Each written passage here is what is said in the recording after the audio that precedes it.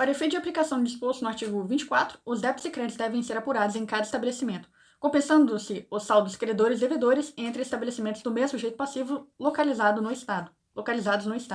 Os saldos credores acumulados a partir da data da publicação dessa lei complementar por estabelecimentos que realizem operações e prestações que tratam o inciso 2º do artigo 3º e seu parágrafo único, podem ser na proporção que essas saídas representem do total das saídas realizadas pelo estabelecimento, imputadas pelo sujeito passivo a qualquer estabelecimento seu no Estado, havendo saldo remanescente transferido pelo sujeito passivo a outros contribuintes do mesmo Estado, mediante a emissão pela autoridade competente de documento que reconheça o crédito. Aí o artigo 3º fala da não incidência. Inciso 2º, operações e prestações que destinem ao exterior mercadoria, inclusive produto primário e produto industrializado semi-elaborado. Então, exportação de mercadoria. E o parágrafo único fala do corredor de exportação, equipara-se a operação de que trata o inciso 2, a saída de mercadoria realizada com fim específico de exportação para o exterior, destinada à empresa comercial exportadora, inclusive trades e outros estabelecimentos da mesma empresa. E também armazém alfandegado entreposto aduaneiro.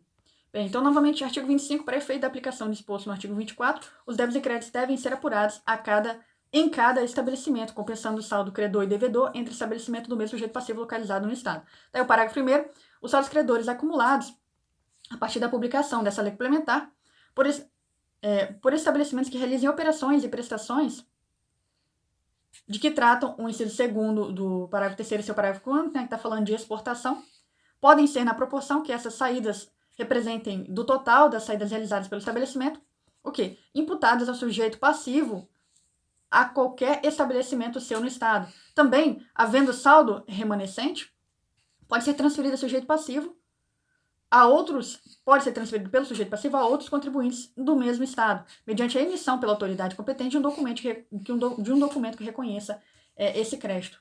Então, aqui ele está tratando como é que você vai fazer com o saldo credor acumulado, né? Naquele caso de exportação.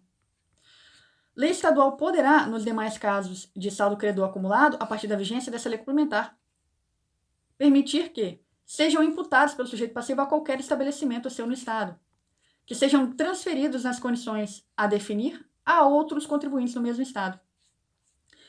Em substituição ao regime de apuração mencionado no artigo 24 e 25, que a gente acabou de ler, a lei estadual poderá estabelecer que o cotejo entre crédito e débito se faça por mercadoria ou serviço dentro de determinado período. Esse cotejo de crédito e débito também pode ser feito por mercadoria ou serviço em cada operação. Então, cotejo de crédito e débito por mercadoria ou serviço dentro de um determinado período. Cotejo de crédito e débito que se faça por mercadoria ou serviço a cada operação. Então, são os dois tipos aqui de cotejo, dentro de determinado período ou em cada operação, em substituição àquele regime de apuração que a gente acabou de ler nos dois artigos anteriores.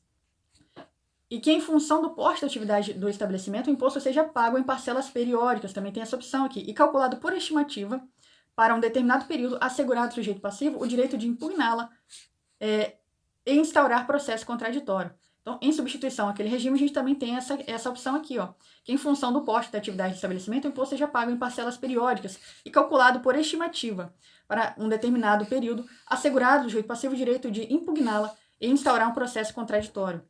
E nessa hipótese do inciso 3º que a gente acabou de ler, ao final do período será feito um ajuste com base na escrituração regular do contribuinte, que pagará a diferença apurada se positiva. Então, se positivo, ele vai pagar a diferença apurada. Caso contrário, a diferença será compensada com pagamento referente ao período ou períodos imediatamente seguintes.